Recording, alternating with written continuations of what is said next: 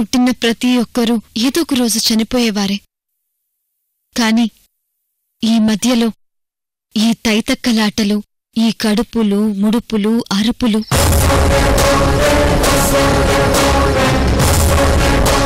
పార్థు నీకు సేవలు చేయకుండా అక్కడ నీ చెల్లెలకు సేవలు చేస్తున్నాడేంటి?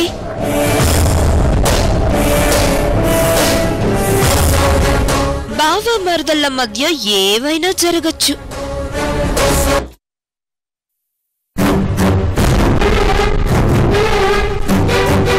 ఏంటి నా చెల్లెల్ని తీసుకుని ఎక్కడికి వెళ్లారు? నేనెక్కడికి తీసుకెళ్లేదు. మీ చెల్లెల్ని ఎవరో కిడ్నాప్ చేసి తీసుకెళ్లిపారు. నేను వెళ్లి వాళ్ళతో ఫైట్ చేసి మీ చెల్లెల్ని విడిపించి తీసుకొచ్చాను. నిజం.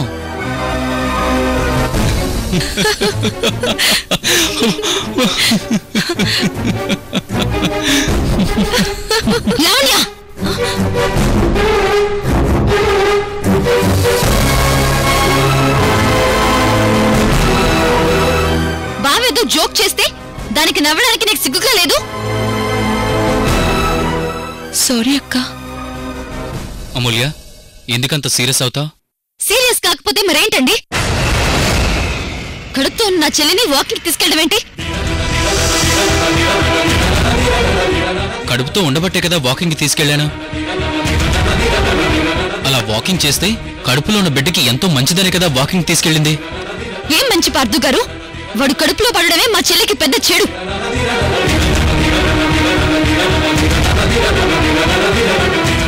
ఇంకా మంచి జరగడం ఏంటి? అమూల్య, నువ్వు అసలు అలా ఎలా ఆలోచిస్తున్నావో నాకు అర్థం కావడం లేదా? నేను బాగానే ఆలోచిస్తున్నాను పార్థు గారు. నా చెల్లిని చూసుకోవడానికి నేనున్నాను. మీరు ఫ్యామిలీని, మీ ఆఫీస్ పనులు చూసుకోండి చాలు.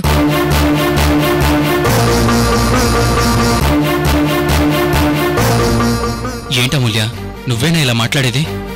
నేను గాని మా ఫ్యామిలీ గాని కష్టాల్లో ఉన్నప్పుడు, నేను కిడ్నాప్ అయినప్పుడు చాలా ధైర్యంగా మార్గదర్శిగా నిలబడి మా ఫ్యామిలీని ముందుకు నడిపించింది నువ్వు.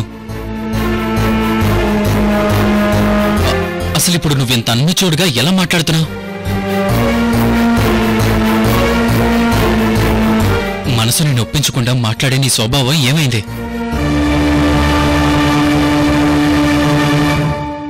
అందరి ఆడవాళ్లలా కాకుండా వివేకంగా మాట్లాడే నీ నాలుకకు ఇప్పుడేమైంది? తప్పును కూడా ఎంతో అందంగా కళ్ళతో చెప్పే నీ చూపులు ఏమైపోయాయి? ఎప్పుడు లేంది ఇంత చిన్న విషయం గురించి మీరు ఇలా మాట్లాడుకోవడం ఏంటి? బావా, నువ్వు రెడీ అయ్యి ఆఫీస్కి వెళ్ళాలి. పదా, నువ్వు పద బావా.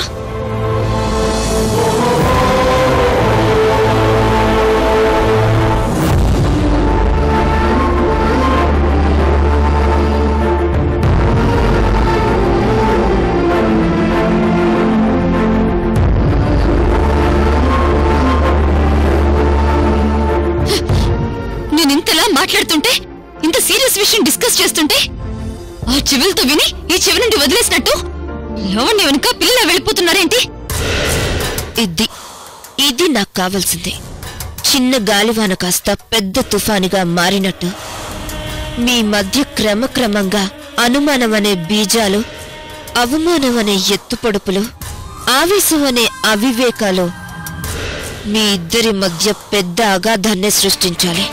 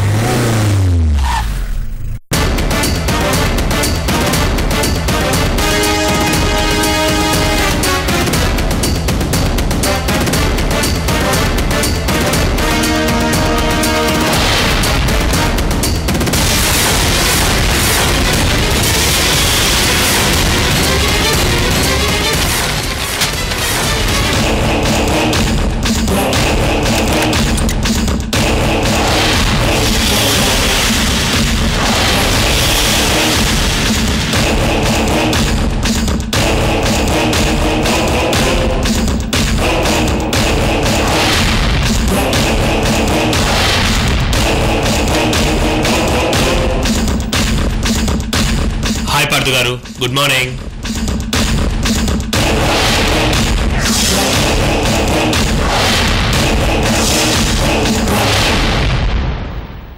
పార్థు గారు, మిమ్మల్నే. ఉదయ్, నువ్వా? గుడ్ మార్నింగ్ చెప్తుంటే మనసు ఎక్కడికో పోయినట్టు అలా ఉన్నారేంటి? ఏం లేదు ఉదయ్. కూర్చో ఉదయ్.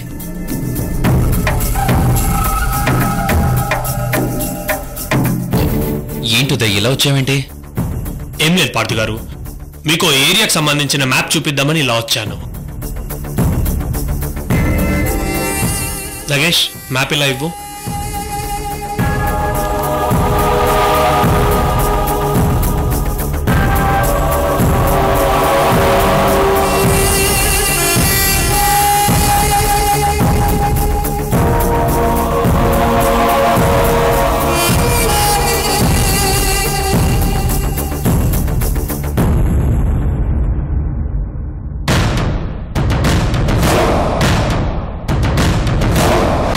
ఈ ప్లేస్ దిగ్బంధ ప్లేస్ పార్థు గారు.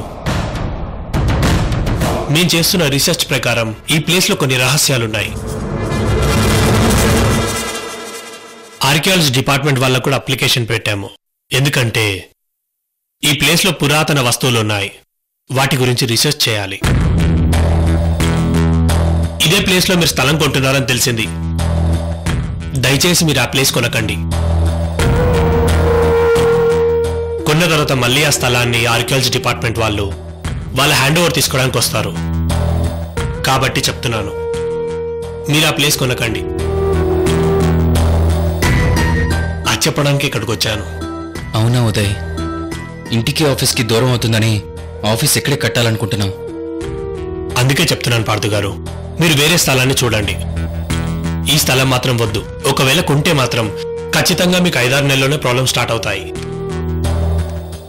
అలాగే ఉదయ్, వేరే స్థలాన్ని చూడమని మేనేజర్కి చెప్తాను.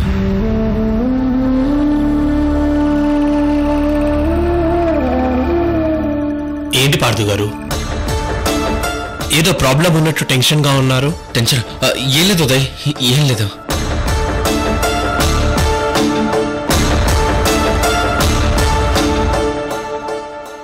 భార్య చెల్లెల్ని రేపు చేసిన భర్త అరెస్టు.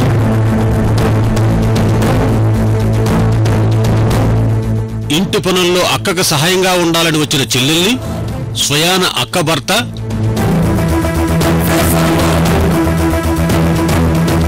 సొంత బావ అయిన ఒక నీచుడు భార్య ఇంట్లో లేని సమయంలో మరదలను కూడా చూడకుండా కాళ్ళవేళ్ళలో పడి ప్రతిమలినా వినకుండా అతి కిరాతకంగా మానభంగం చేశాడు.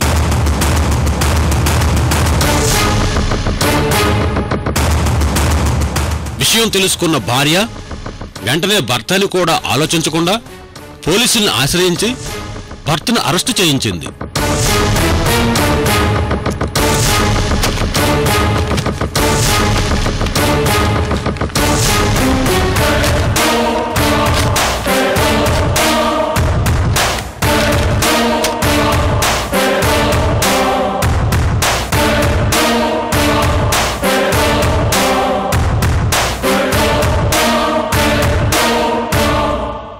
ఏంటి పార్థు గారు, ఏమైంది?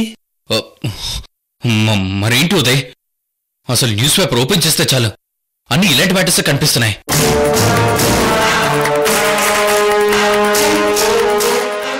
ఓకే పార్థు గారు, మేము ఇంకా బయలుదేరుతాం. అలాగే ఉదయ్.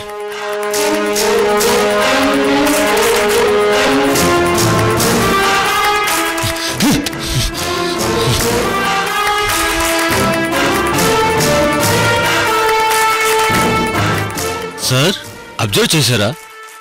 ఏంటి నగేష్? పార్థు గారి ముఖంలో నేను ఇప్పటివరకు ఇంత టెన్షన్ ఎప్పుడూ చూడలేదు.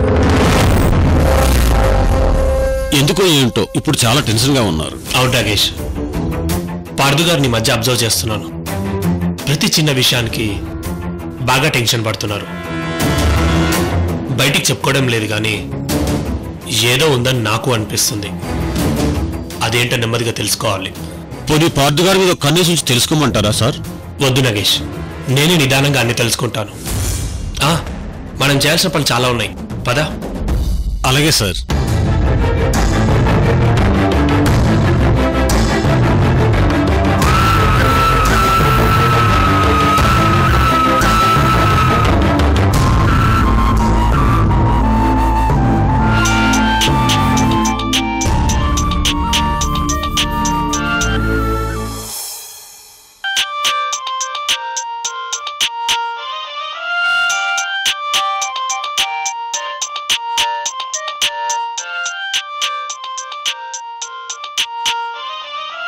ఫోన్ రింగ్ అవుతుంటే ఎవరు చూడ్రేంటి?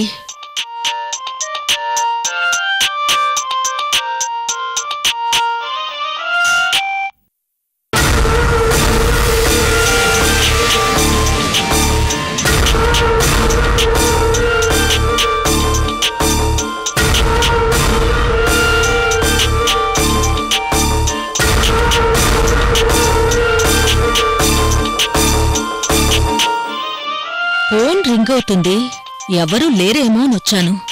అమూల్య ఎదురుగానే ఫోన్ రింగ్ అవుతుంది, అయినా పట్టించుకోవట్లేదేంటి?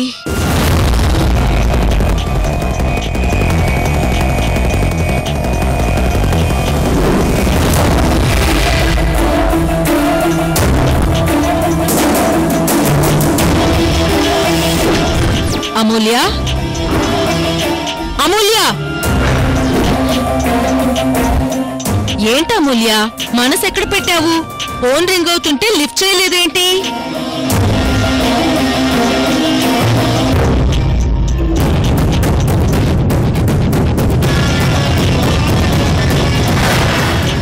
డాక్టర్ గారు ఫోన్ చేస్తున్నారు.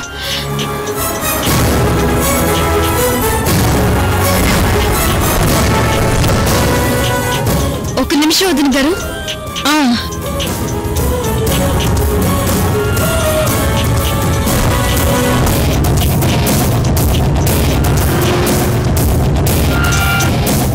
చెప్పండి డాక్టర్.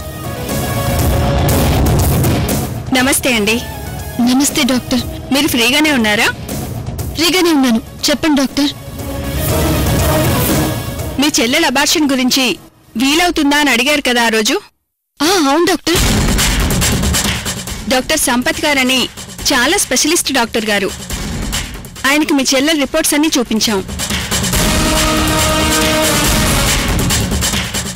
ఆయన రిపోర్ట్స్ అన్ని చూసి అబార్షన్ చేయొచ్చని చెప్పారు. ఆయన రేపు మార్నింగే ముంబై వెళ్ళిపోతున్నారు. తిరిగి ఎప్పుడొస్తారో కూడా చెప్పలేం. మీరు వెంటనే మీ చెల్లెల్ని తీసుకురాగలరా? కానీ ఆయన అబార్షన్ చేయడం ఖచ్చితంగా కుదురుతుందని చెప్పారా డాక్టర్?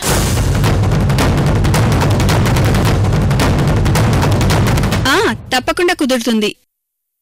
అందుకే నేను మీకు ఫోన్ చేశాను. అయితే మేము ఇప్పుడే బయలుదేరొస్తాం. పేషెంట్కి తోడుగా ఎవరో ఒకరు ఇక్కడే ఉండాలి. తోడే కదా డాక్టర్? అలాగే, నేను నా చెల్లెలు వస్తాం. అలాగే, బయలుదేరండి. Okay doctor.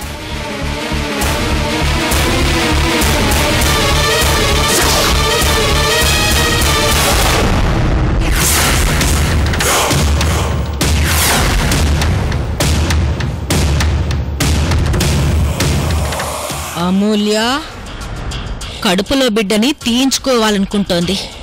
ఈ విషయం వెంటనే ఐశ్వర్యకి చెప్పాలి.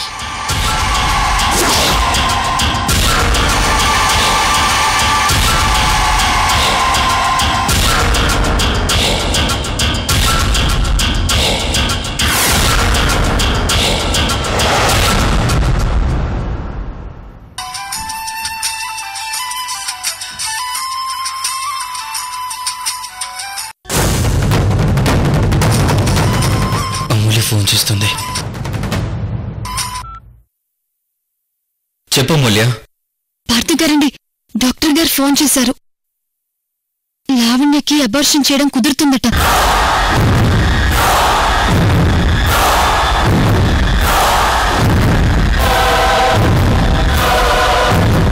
ఇప్పుడేం చేద్దాం అనుకుంటున్నావు? లావణ్యని హాస్పిటల్కి తీసుకువెళ్ళి అబార్షన్ చేయిద్దాం అనుకుంటున్నాను. వద్దు అమూల్య, వద్దు.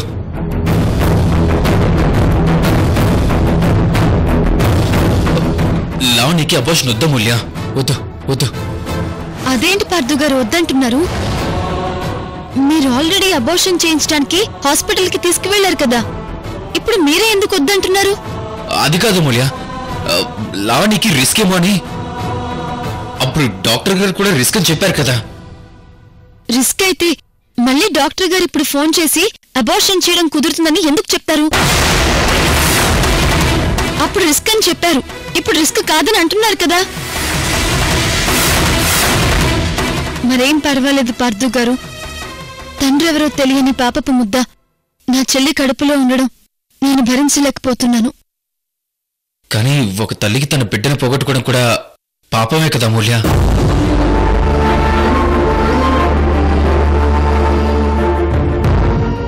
మాట్లాడుతున్నారేంటి పార్థు గారు? అప్పుడు ఆలోచించలేదు అమూల్య, ఇప్పుడు బాగా ఆలోచించి వద్దంటున్నాను. పాపం పాపం అని చూస్తే నా చెల్లెల జీవితం నాశనం అయిపోతుంది. తప్పదు పార్థు గారు, మీరు కూడా హాస్పిటల్కి వచ్చేయండి అంతే. హలో అమూల్య, అమూల్య,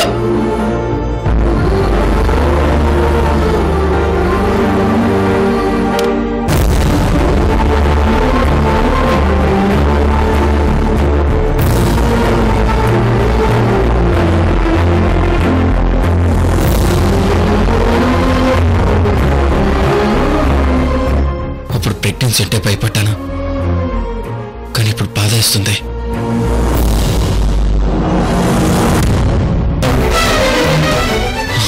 భగవంతుడా, ఏదో ఒక రకంగా అబార్షన్ జరగకుండా చూడుతండ్రే. ఐశ్వర్య, ఐశ్వర్య! ఏంటి త్రిపుర? అమూల్య తన కడుపులో బిడ్డని తీయించుకోవాలని అబార్షన్ చేయించుకోవడానికి బయలుదేరబోతోంది.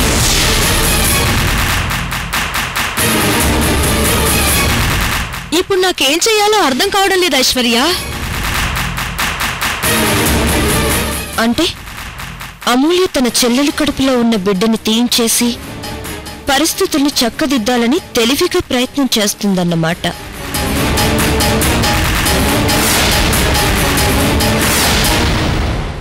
ఈ తింగర్ దానికి కంగారెక్కువ కదా. అబార్షన్ ఎవరికి జరుగుతుందో కూడా సరిగ్గా వినలేదు.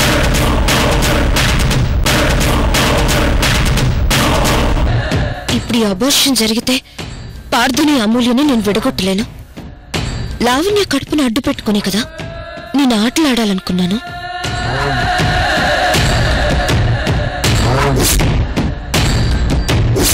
ఎవరైనా కడుపులో బిడ్డ పుడితే బిడ్డతో ఆడుకోవాలని చూస్తారు. నేను మాత్రం కడుపులో బిడ్డను అడ్డం పెట్టుకుని వీళ్ళందరితో ఆటాడుకోవాలని చూస్తున్నాను. అమూల్య పార్థులను దూరం చేయాలి. ఎట్టి పరిస్థితుల్లో కూడా ఈ అబార్షన్ జరగనివ్వను. ఐశ్వర్య, నువ్వేం ఆలోచిస్తున్నావో నాకు బాగా తెలుసు. అబార్షన్ జరిగితేనే బెటరు. అబార్షన్ జరిగితే ఈ ఇంటికి వారసులంటూ ఎవరూ ఉండరు. ఈ ఇంటికి నీ బిడ్డలే వారసులవుతారనే కదా నీ ఆలోచన?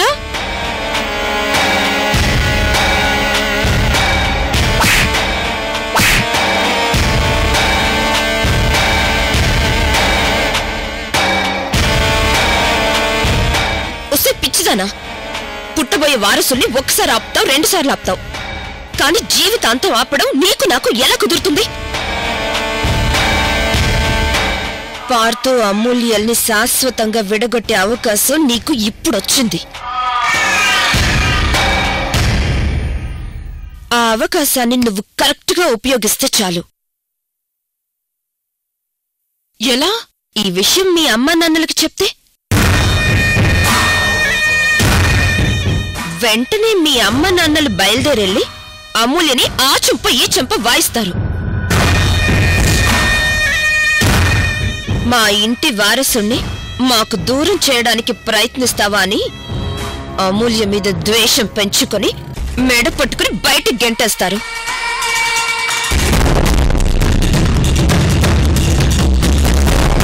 అవును, కరెక్టే. వెళ్ళు, నీ నోటితోనే మీ అమ్మ నాన్నలకు చెప్పు. వెళ్ళు. అవును, ఇప్పుడే వెళ్ళి మా అమ్మ నాన్నకు చెప్పేస్తాను. త్రిపుర, అక్కడ జరుగుతుంది లావణ్య అబార్షనే. ఇలా చేసినా అబార్షన్ ఆగిపోతుంది. అబార్షన్ ఆగడం ముఖ్యం. అలాగే మీ తల్లిదండ్రులైన శ్రీ శ్రీ సూర్యనారాయణ అన్నపూర్ణలు అమూల్య మీద అసహ్యం పెంచుకోవడం కూడా ముఖ్యం.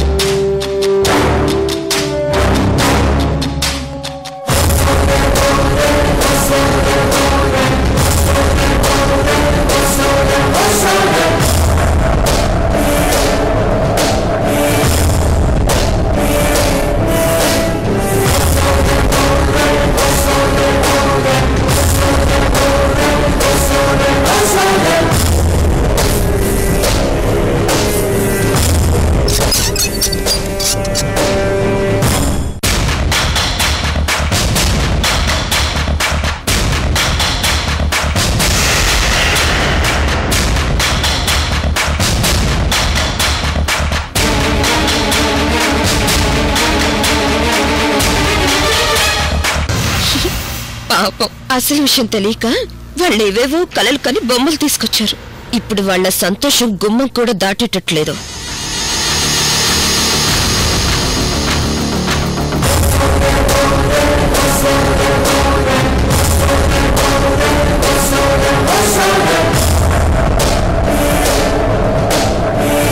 మీ ముద్దుల కోడలు కడుపులోని బిడ్డని తీయించుకోవడానికి హాస్పిటల్కి వెళ్ళింది.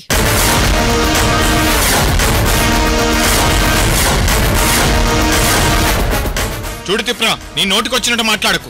నేనేమీ నోటికొచ్చింది మాట్లాడడం లేదు, చూసింది విన్నదే మాట్లాడుతున్నాను. అమూల్య అబార్షన్ చేయించుకోవడానికి హాస్పిటల్ వెళ్ళింది.